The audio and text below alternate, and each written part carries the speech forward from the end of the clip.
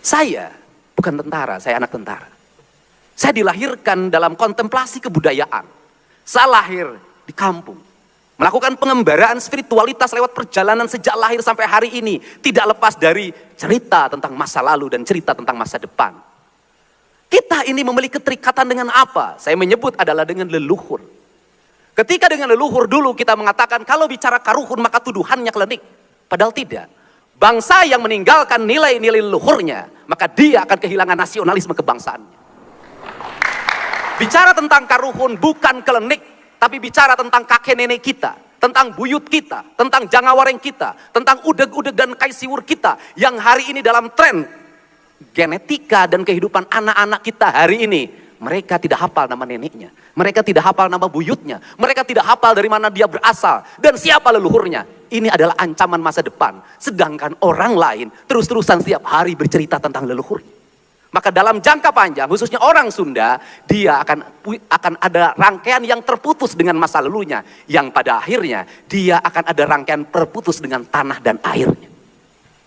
Hal itu ditandai dengan semakin bergesernya kepemilikan hak atas tanah. Orang-orang Sunda tidak lagi terikat dengan sawahnya, dengan mata airnya, dengan gunungnya, dengan mudah melepasnya. Menukarlah dengan mobil, dengan motor, dan berbagai aksesoris lainnya yang habis dalam jangka pendek. Apa ancaman masa depan? Kemiskinan akan menjadi ancaman masa depan bagi masyarakat Jawa Barat. Kenapa? Hak kepemilikan atas tanah semakin sempit. Perspektif inilah yang saya terjemahkan. Dalam kerangka berpikir saya katakan, manusia Indonesia seutuhnya disebutnya nasionalis sejati. Kata Islam disebutnya insan kamil. Kata orang Sunda, rawayan jati. Songo nyurup kanapuhu. Siapa seorang nasionalis?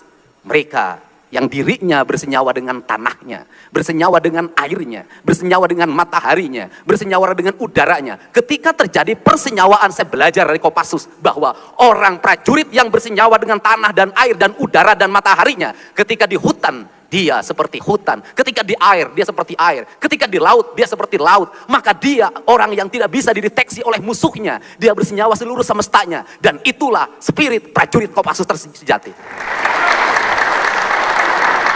Prinsip dasar itu sesungguhnya harus diletakkan pada kita. Kita harus tidak boleh terikat dan tidak boleh terbebas dengan kepentingan apapun, dengan mengorbankan gunung yang ditugar, dengan mengorbankan mata air yang diuruk, dengan mengorbankan aliran sungai yang dikotori. Kenapa? Perspektif itu bertentangan dengan prinsip-prinsip kebangsaan dan nasionalisme. Kalau dulu kita memerdekakan agar bangsa ini utuh hutannya, utuh tanahnya, utuh airnya, karena dikuasai oleh kolonial. Kenapa kita hari ini dengan mudah melepaskan gunung-gunung itu? Kenapa kita hari ini melepaskan dengan mudah aliran air itu? Lantas mau kemana arah kebangkitan dan kebangsaan kita? Mau kemana arah kesejahteraan rakyat kita? Maka disitulah saya meletakkan bahwa konsep mendasar bagi pembangunan sebuah daerah harus dimulai dengan pembangunan dan penataan tata ruang. Konsepsi tata ruang, saya jelasin. Saya bangga terhadap leluhur Sunda. Kenapa? Leluhur Sunda memiliki konsepsi mendasar tentang pembangunan nasional. Dan orang tidak tahu itu. Leluhur Sunda menerjemahkan konsep tata ruang dengan 3 hal yang disebut dengan Tritangtu. Gunung kudu awian, lengkop kudu balongan, lebak kudu sawahan. Ketika gunung kudu awian, maka berapa luas hutan di Jawa Barat hari ini? 18%, itu pun dalam keadaan rusak. Ancaman bencananya tiap tahun, Garut, longsor, banjir, ancaman gempa bumi. Dan kemudian di Bandung ini ada ancaman besar setelah saya teliti. Ketika punculutnya semakin gundul, suatu saat ada gempa dengan kekuatan tinggi, maka tanahnya akan menguruk Bandung. Air jatuh, maka akan meledak air bah. Cirata dan Jatiluhur tidak akan sanggup lagi menahannya, maka jebollah ke wilayah utara. Ini yang tidak pernah menjadi kesadaran pemimpin. Maka dimulai dari mana membangun ini? Selamatkan mata air. Selamatkan gunung-gunung, selamatkan daerah-daerah gundul. Jangan terus-terusan dilakukan eksploitasi. Kenapa? Ini adalah sesuatu yang harus dititipkan bagi anak cucu kita ke depan. Ini adalah kerangka kebangsaan yang harus kita bangun. Untuk itu, lahir dari apa? Melahirkan apa? Maka secara konsepsional, nanti rumusannya saya katakan, sekolah yang ada di gunung, maka seluruh materialnya harus ada di tempat itu. Maka nanti akan lahir gedung-gedung kantor berbahankan bambu.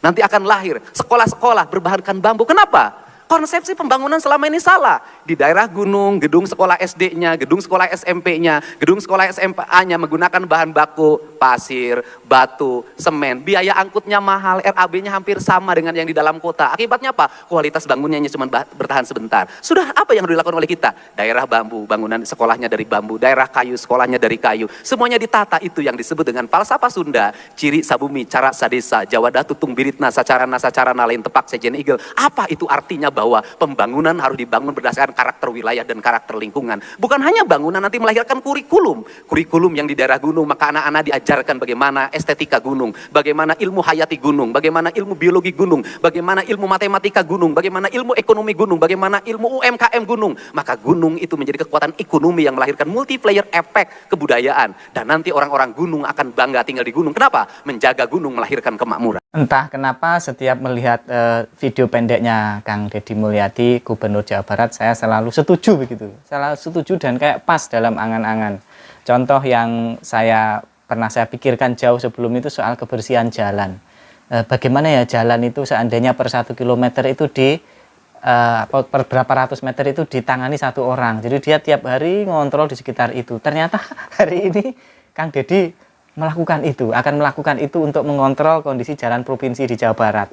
Jadi diserahkan satu orang untuk 1 kilometer jalan, satu orang. Mereka nanti yang bersih-bersih, kemudian pokoknya biar bersih. Jangan keren sekali.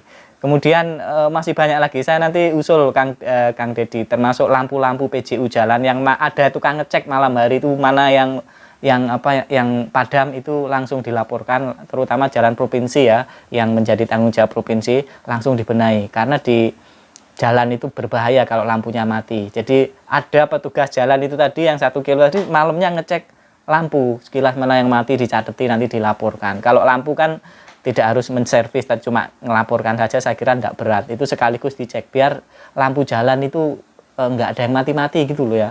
Di Malang itu soalnya ada. Di jalan nasional itu Lawang ke Pasuruan Surabaya itu, di Pasuruan, wilayah Pasuruan banyak yang mati gelap. Akhirnya jalannya jadi gelap dan kalau bermotor atau bermobil malam hari itu agak was-was begitu. Nah, ini kadang-kadang pemimpin itu nggak perhatian yang gitu-gitu itu. Lampu gitu ya. Terus selokan juga begitu. Selokan kadang-kadang sampah banyak, itu Kang Deddy yang membersihkan. Pokoknya ini keren banget ini.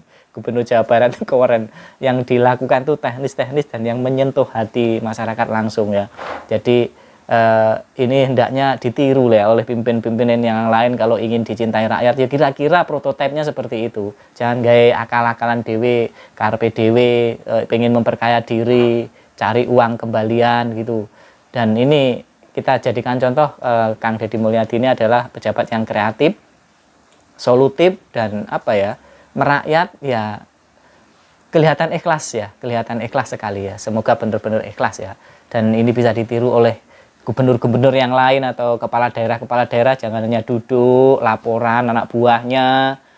Itu bukan pemimpin masa sekarang ya, itu pemimpin tempo dulu. Begitu duduk kayak rojo gitu, nerima laporan, ini laporan ya, aduh nggak keren belas. Nanti masyarakat Indonesia jangan dipilih kalau ada yang pemimpin tipe-tipenya kayak begitu.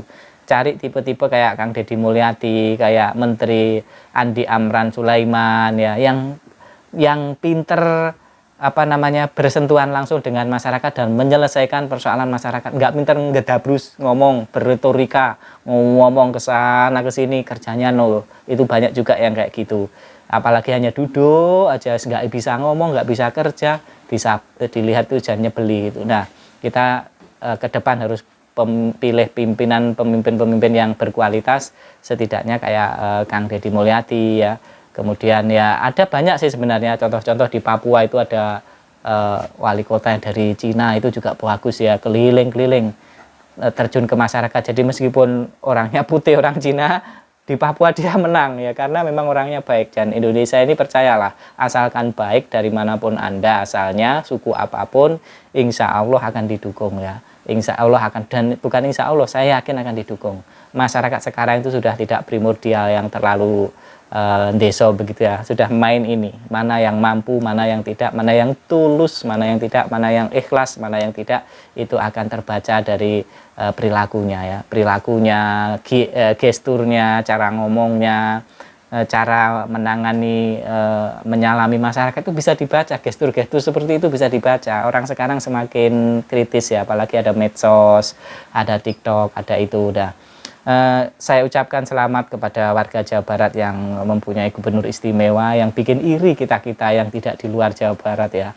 Kita hanya berdoa semoga meskipun tidak sama persis dengan Kang Deddy, meskipun tidak harus turun ke masyarakat langsung, tapi kebijakan-kebijakannya yang benar-benar menenangkan hati masyarakat ya. Misalnya yang paling sebenarnya yang paling mengganjal di masyarakat tentang layanan publik untuk sekarang loh ya, itu adalah SIM. Mencari SIM. Waduh, di mana-mana itu pasti banyak dikeluhkan ya. Ini ya kalau boleh usul ya, Kapolri mengubah sistematika mencari SIM itu biar tidak ada calo, biar tidak ada apa namanya markup harga SIM atau bagaimana. Mungkin ditangani oleh komisi khusus tentang SIM yang terdiri dari tidak hanya polisi, mungkin dari profesional, membentuk tim kayak KPU gitu loh. Jadi cari SIM-nya di situ biar masyarakat tuh tenang gitu loh. Ya kalau memang tes ya tes yang fair. Kalau memang apa lulus ya diluluskan, bukan dipersulit. Nah, kesannya kan kalau di masyarakat cari SIM itu dipersulit, kalau bayar mudah. Seperti itu, itu kesan umum dan sampai sekarang itu menjadi pembicaraan, menjadi apa ya, jadi omongan masyarakat ya. Kalau ngurus KTP sudah gampang, kartu keluarga sudah gampang, ngurus apa yang lain BPJS sudah layanannya sudah bagus, ngurus NPWP, ngurus pajak itu layanannya sudah bagus ya. Tapi khusus untuk SIM ini ya Allah, kayaknya ada yang tidak rela SIM itu dibikin lebih transparan, lebih fair, ini kayaknya ada yang tidak rela ya. Semoga ke depan Pak Prabowo atau Kapolri membuat kebijakan yang SIM itu tidak membuat masyarakat malas ya. Jadi ya yang fair lah gitu. Kalau memang tidak lolosnya di mana ya, kemudian tidak dipersulit ya, sehingga masyarakat itu senang nanti mencari SIM. Bukan kalau sekarang yang saya tangkap, mending nggak usah ngurus, kemudian ya motor kadang-kadang juga nggak diperpanjang, wis pokoknya malas, serba malas. Nah itu yang mungkin perlu dicarikan solusi ya, dicarikan solusi biar masyarakat itu ya seneng ngurus SIM, kemudian menyuratkan, membayar pajak motor, biar seperti itu ya, biar pendapatan negara juga naik. Intinya jangan dipersulit. Kayak saya dulu misalnya ini, saya mau memperpanjang sepeda motor. Waktu itu motor saya beli tahun 2005, bukan atas nama saya karena saya masuk kota itu belum punya KTP kota tersebut. Lalu saya pinjam teman saya di kota itu atas nama dia. Nah 5 tahun kemudian teman saya itu sudah pindah rumahnya, nggak ada KTP-nya. Saya datanglah ke Samsat, mau perpanjang 5 tahunan, mana KTP-nya? Orangnya sudah nggak ada, oh nggak bisa, gini. Udah sampai sekarang akhirnya motor itu nggak saya pajak 5 tahunan, tak biarin terus ya. Apa namanya ya, motornya sekarang sudah lawas ya, tapi sejak itu sudah saya tidak perpanjang lagi. Wah, kok mau bayar kok ribet, pikir saya begitu ya. Memang itu aturan yang ribet kan bisa dicarikan solusi ya. Saya kira itu. Dan Kang Deddy Mulyadi, Anda hebat, kami sangat senang meskipun kami bukan warga Jawa Barat, kami mendukung, mendoakan juga semoga sehat-sehat, semoga warga Jawa Barat juga semakin mencintai Bapak dan manut Jawa Barat semakin keren, semakin bersih, semakin indah ya. Itulah harapan kami, dan Kang Deddy Mulyadi juga menginspirasi Indonesia, rakyat Indonesia dan para pejabat di Indonesia. Selamat untuk warga Jawa Barat, hormat kepada Kang Deddy Mulyadi. Sampai jumpa lagi. Assalamualaikum warahmatullahi wabarakatuh.